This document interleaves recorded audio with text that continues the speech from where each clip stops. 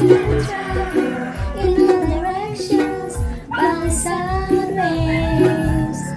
Things vibrate when they make sound. Sound can make things vibrate. We hear sound every day, like a school bell when music plays. Things vibrate when they make sound. Sound can make things vibrate. We hear sounds all around, made by vibrations.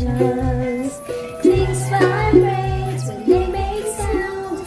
Sound can make things vibrate. Sound can make things vibrate.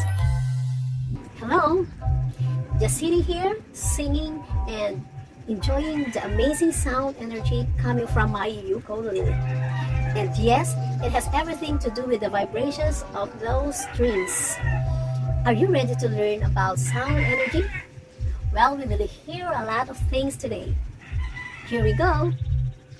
I will pluck the string. Again. What do you observe? I will strum the strings. What did you observe? Is there a difference between the two sounds produced?